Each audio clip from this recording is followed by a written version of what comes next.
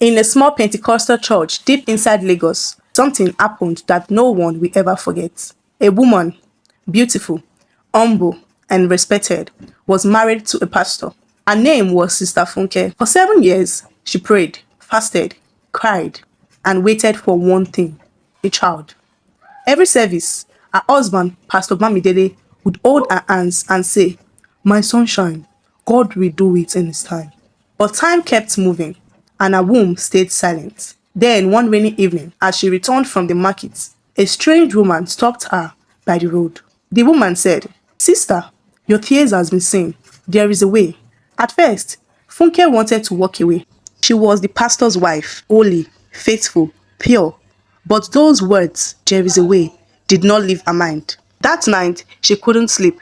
The thunder rolled, the rain fell, and something whispered in her heart, "just one visit. No one will know." So on Thursday night, while her husband thought she was visiting a sick sister, he entered a small compound in Bariga. Inside, there was a red lantern, carries on a table, a bottle of palm oil, and a woman with bangles that clicked softly when she moved. The woman smiled and said, "Don't be afraid. I don't kill. I only help." She gave Sister Funke a small cup of bitter tea and whispered, "Drink it and your story will change." She drank, and her story did change. Months later, she became pregnant. The old church celebrated. People danced, shouted, and cried tears of joy. The pastor carried his wife in front of the congregation and said, "God has answered us." But on one Sunday morning, during prayer, something happened that froze the old church. The baby, yes, the same baby everybody had rejoiced for, began to giggle.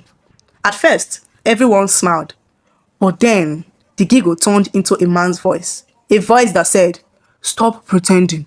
Everyone screamed. The microphone wasn't even on, but the voice was loud enough for the whole church to hear. The baby spoke again.